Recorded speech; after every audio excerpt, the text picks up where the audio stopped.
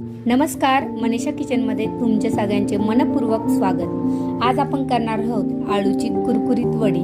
त्यासाठी आळूची आपण अशी ताजी हिरवीगार छोटी छोटी पाने घेतलेली आहे। तर ही आळू वडी आपण थोडी वेगळ्या पद्धतीने करणार आहोत। यासाठी मी आळूची पानं स्वच्छ धुवून ही अशी बारीक कापून घेतलेली आहे।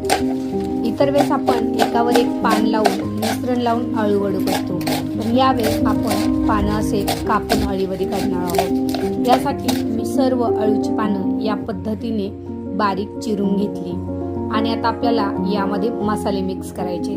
तर यासाठी आपण हिरवी मिरची, आलं लसूणची पेस्ट करून घेतली आहे। जाडसर असा याचा खरडा करून घेतलाय। यावरती थोडासा ओवा, जिरं, हळद आणि हे आपण वाटण केलेलं मिश्रण हे सर्व एकजीव करून घ्यायचे।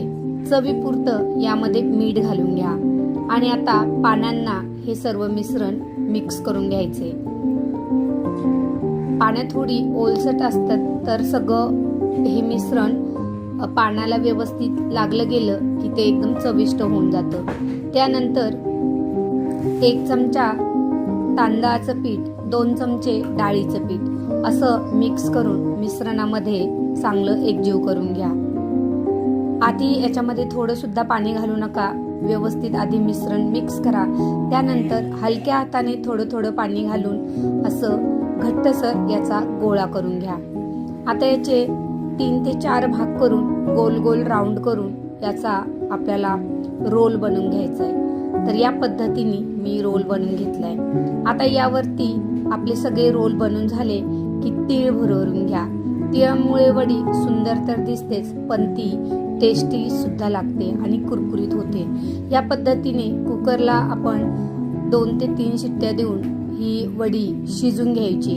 त्यानंतर थंड झाल्यावर वड्या आपल्याला कापून घ्यायच्यात आणि त्या डीप फ्राय किंवा शॅडो फ्राय तुमच्या आवडीप्रमाणे तुम्ही करून घ्यायच्यात। तर तुम्ही कमी तेलात जर तुम्हाला तळायचं असेल तर एका पॅनवरती थोडंसं तेल घालून या पद्धतीने तुम्ही शॅडो फ्राय करू शकता किंवा तुम्ही तेलामध्ये अशा डीप फ्राय करून सुद्धा तळू शकता।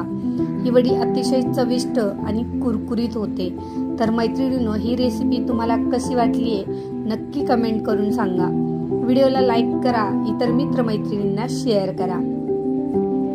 पुढं आपण अशाच नवनवीन रेसिपी घेऊन भेटूया। तर मी आता एन्जॉय करते मस्त कुरकुरीत आळूची वडी आणि गरमागरम चहा। भेटूया पुढच्या व्हिडिओमध्ये। धन्यवाद।